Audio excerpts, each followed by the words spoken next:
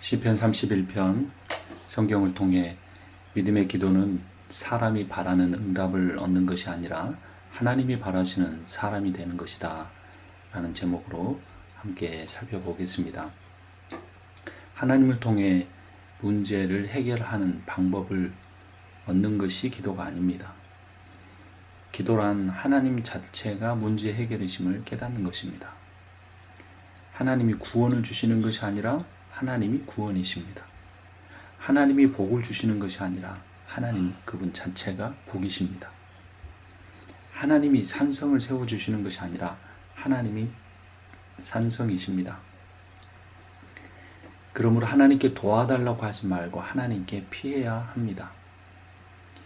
2절에 보면 내게 귀를 기울여 속히 건지시고 내게 견고한 바위와 구원하는 산성이 되소서라고 합니다. 주는 나의 반석과 산성이시니 그러므로 주의 이름을 생각하셔서 나를 인도하시고 지도하소서라고 고백합니다. 주님이 반석이시고 주님이 산성이시라는 겁니다. 그래서 기도의 응답이란 내가 고난과 역경을 통해 내 힘으로 해결할 수 없는 그런 어려움을 통해 하나님을 의지하는 것입니다. 하나님만 의지하는 것입니다. 아이가 어릴 때는 부모가 자신에게 주는 무엇인가가 필요할 때만 부모를 찾습니다. 그런데 그 자녀가 부모와 같이 자녀를 낳아보고 양육해보면서 인생의 어려움을 겪어보면서는 부모가 주는 무엇이 아니라 부모 자체를 공경하고 사랑하게 됩니다. 물론 요즘에는 시대가 바뀌어서 고학력, 세상의 지식이 높아질수록 인생의 참 지혜가 무너져가며 부모에 대해서 그렇게 생각하지 못한 자녀들도 많이 있지만 고난을 통해 하나님을 제대로 만난 신앙의 사람들은 그러한 태도를 갖습니다. 육신의 부모와 관계가 그러하듯이 우리의 영적인 부모, 우리의 존재를 창조하시고 우리를 구원하신 하나님에 대해서는 더욱 그리합니다. 하나님을 의지하게 되는 것 자체가 기도의 응답이라는 겁니다. 6절에 보면 내가 허탄한 거짓을 숭상하는 자들을 미워하고 여호와를 의지하나이다. 이 허탄한 거짓을 숭상하는 자들이 이전에는 다윗의 충신이었습니다. 다윗의 신복들이었습니다.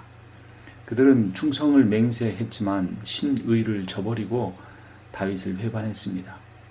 다윗은 그제서야 인간을 신뢰할 만한 존재가 아니라는 것을 깨닫게 됩니다. 오직 여호와만 의지하는 사람이 됩니다. 여호와를 의지하는 이유가 무엇입니까? 7절에 내가 주의 인자하심을 기뻐하며 즐거워할 것은 주께서 나의 고난을 보시고 환난 중에 있는 내 영혼을 아셨으며 나를 원수의 수중에 가두지 아니하셨고 내 발을 넓은 곳에 세우셨습니다. 다윗은 원수에 둘러싸여 있습니다.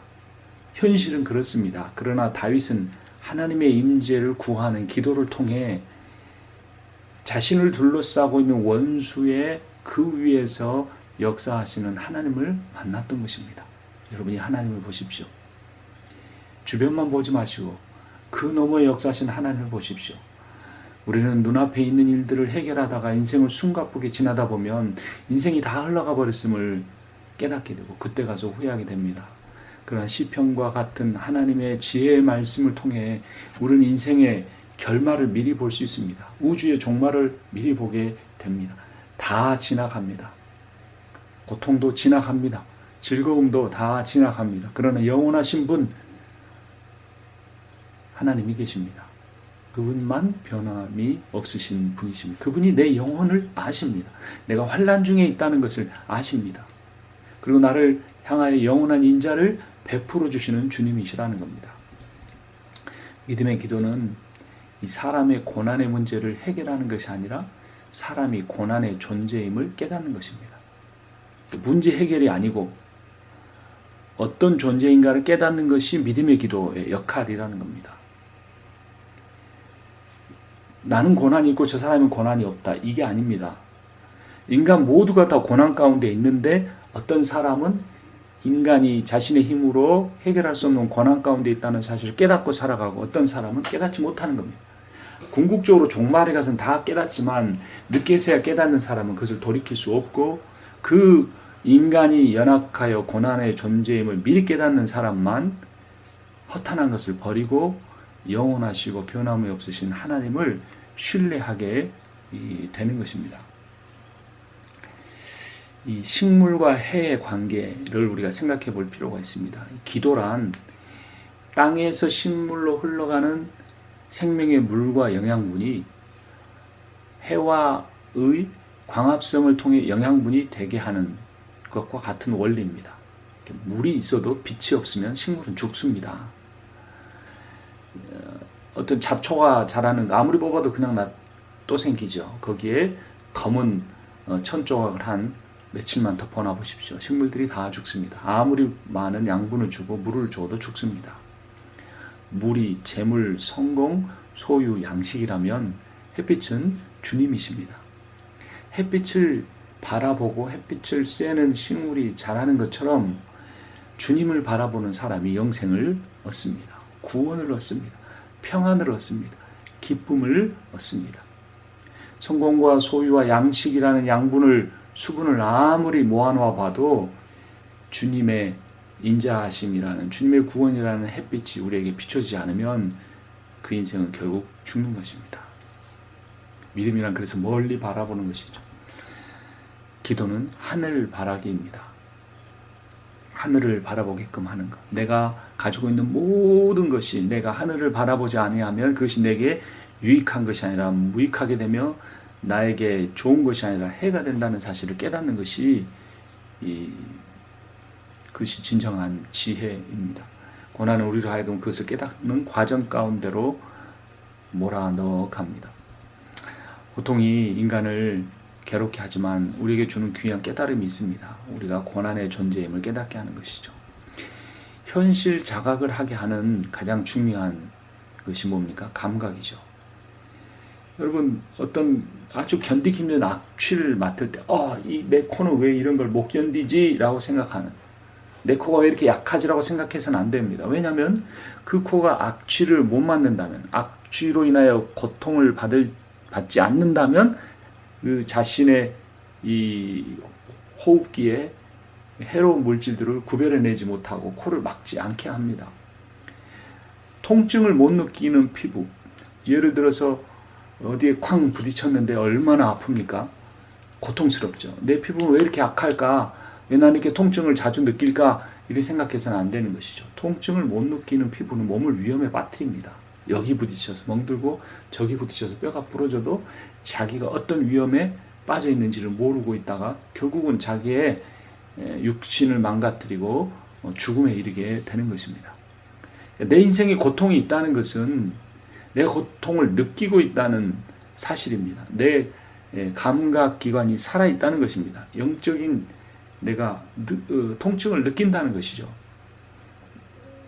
사실 우리가 가난하던 것이 힘들게 하는 게 아니라 가난으로 인하여 내가 열등감에 빠지는 것이, 무력감에 빠지는 것이 문제인 겁니다. 그런데 여러분, 내가 가난하다는 걸 깨닫는다는 건 축복입니다. 왜냐하면 인생은 결국 가난하게 될 수밖에 없지만 영원히 부유하신 분이 하나님이시라는 걸 깨닫기 때문입니다. 그리고 하나님께 피할 수 있도록 고통이, 환경의 어려움이 나를 그렇게 만들어 주기 때문입니다. 다윗은 어떤 영적의 고통 가운데 있었습니까? 9절에 여호와여 내가 고통 중에 있사오니 내게 은혜를 베푸소서. 내가 근심 때문에 눈과 영혼과 몸이 쇠하였나이다. 10절에 보면 내 일생을 슬픔으로 보내며 나의 연수를 탄식으로 보내며 내 기력이 나의 죄악 때문에 약하여지며 나의 뼈가 쇠하도소이다. 뼈 아픈 고통. 저도 얼마 전에 무거운 거를 들다가 이 왼쪽 쇄골 쪽에 굉장히 무리가 가서 아픈데, 괜찮다가도 한번 아프면 이상하게 근육이 아픈 것이 아니라 뼛속이 아픈 것처럼 굉장히 통증이 느껴집니다. 그런데 다윗은 이것이 잠깐이 아니고 그 자신의 연수를, 자신의 인생을 그렇게 탄식으로 보낼 정도였습니다. 그래서 기력이 다 쇠하여져 버렸습니다. 일생이 슬픔 가운데 있었던 것 같았습니다. 왜냐하면 11절에 대적들이 그를 욕보이고 이웃들이 그를 배반하고 친구가 놀라 피해버렸기 때문입니다. 그래서 자신을 어떤 존재로 느끼냐면 12절 내가 잊어버린 바 됨이 죽은 자를 마음에 두지 아니한 같고 깨진 그릇 같으니라. 여러분 그릇이 비싼 것은 매우 비쌉니다. 그런데요 그릇이 깨지면 아무리 비싼 그릇도 주인이 그것을 더 이상 갖고 싶어 하지 않습니다. 그냥 버려버리는 것이죠. 다윗에게 자신이 아니라 인생 자체가 깨진 그릇임을 볼 수 있는 영적인 눈이 생긴 것입니다. 13절에 보면 내가 무리의 비방을 들었으므로 사방이 두려움으로 감싸였나이다 라고 합니다. 그러니까 이런 깨진 그릇과 같은 이 고통, 수치심, 아주 어려운 마음, 그것으로 인하여 두려움이 다윗을 감싸버린 것이죠. 왜냐하면 그 무리들이 그를 비방하고 그를 치려고 그의 생명을 빼앗으려고 다가오기 때문이었습니다. 그런 결론이 중요합니다. 14절 여호와여 그러하여도 나는 주께 의지하고 말하기를 주는 내 하나님이시라 하였나이다. 통증이 몸을 보호하듯이 두려움은 영을 보호합니다. 그래서 통증이 있다는 것 자체는 내가 약하다는 증거가 아니고 내가 고통을 느끼면서 한다는 약하다는 것이 아니고 내가 누구인가를 내 존재를 바로 알고 나를 보호할 수 있게 해주는 것입니다. 이 두려움도 우리가 얼마나 연약한 존재인가를 깨닫게 하고 내가 이 세상에 대한 두려움, 원수들로 인한 두려움, 내가 실패할지도 모른다는 이 두려움으로부터 벗어날 수 있는 방법, 평안을 얻을 수 있는 방법이 영원토록 변함이 없으신 신실하신 하나님을 의지하는 것이라는 깨닫게 하기 때문에 두려움이 나의 영혼을 궁극적으로 보호해 주는 겁니다. 두려움이 없는 삶, 가장 교만한 삶이고 멸망과 심판을 향해 달려가는 인생이 됩니다. 두려워 떨고 있습니까? 잘하시는 겁니다. 두려워 떨고 계십니까? 거기서 멈추지 말고 하나님을 깊이 신뢰하십시오. 더 많이 의지하십시오. 육신의 통증과 우리의 마음속의 두려움으로 인하여 하나님을 경외함이 우리로 하여금 인생의 해로운 것이 무엇인지를 분별하고 그것으로부터 멀어지게 하고 하나님과 더 가까이 하게 해줍니다. 그래서 결국 기도했으면 우리가 신뢰해야 합니다. 그런데 여기서 오해해서는 안 됩니다. 믿음이란 내가 신뢰한다, 내가 기도한 대로 신뢰한다 이 말이 내가 기도한 대로 이루어질 것을 믿는 것이 아니고 나보다 지혜로우신 하나님의 뜻대로 이루어지기를 바라고 받아들이는 것입니다. 주기도문에서 무엇이라고 말합니까? 뜻이 하늘에서 이루어진 것처럼 땅에서도 이루어지이다. 하나님의 뜻이 이루어지는 것이 우리가 궁극적으로 드려야 할 기도입니다. 처음에는 다급하게 하나님 나를 살려주십시오. 하나님 이 문제만 해결해 주십시오. 여러분 결코 인생의 다급한 문제는 끝나지 않습니다. 그래서 우리가 궁극적으로 그 수없이 반복되는 고난, 고통을 통해 기도하지 않고는 살아갈 수 없는 그 환경을 통해 우리의 인생이 세상 사람들이 추구하는 것이 내 인생에도 이루어지게 해달라는 기도가 아니고 하나님이 원하시는 그 하나님의 꿈이, 하나님의 비전이, 하나님의 계획이 이 세상 가운데 이루어지게 해달라고, 다른 사람이 아닌 나를 통해 이루어지게 해달라고, 내가 거기에 쓰임받게 해달라고, 내가 그 하나님의 뜻을 이루기 위해 내 뜻을 내려놓고 하나님을 따라가는 삶을 살게 해달라고 하는 기도가 주기도문입니다. 맡김의 기도입니다. 기도의 최종적 목적이 구원이기 때문입니다. 여러분 믿음의 기도는 주술이 아닙니다. 주술은 치성과 관련된 거죠. 한 번 주문을 외울 것을 10번을 주문을 외우고 5시간 잘 것을 2시간, 3시간 자면서 반복적으로 온 힘을 다해 기도하는 식, 그 치성을 들이면 더 이루어진다. 이건 주술적인 기도이죠. 믿음의 기도는 주술이 아니고 관계입니다.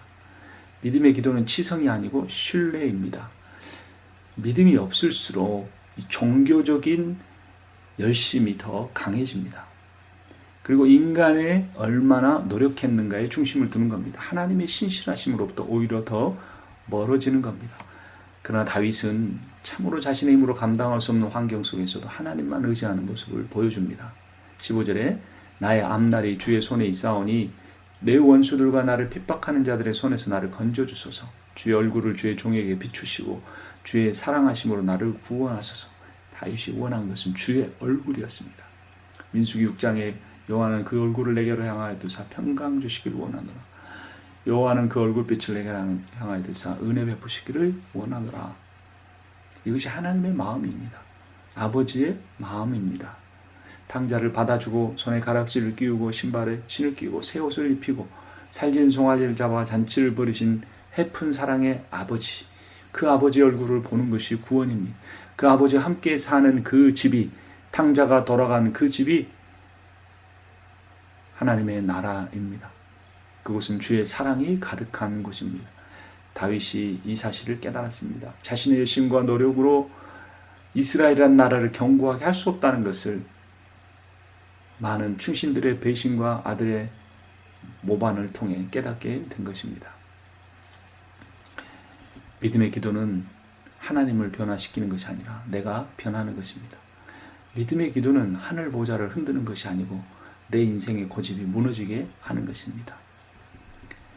은혜는 주님을 두려워하며 자신을 변하게 하려는 사람들에게 주어집니다. 19절에 주를 두려워하는 자를 위하여 쌓아두신 은혜, 곧 주께 피하는 자를 위하여 인생 앞에 베푸신 은혜가 어찌 그리 크신지요. 은혜는 주께 피하는 자들에게 주어집니다. 하나님으로부터 얻는 복이 아니라 하나님 자체가 복이라는 사실을 깨닫는 것입니다.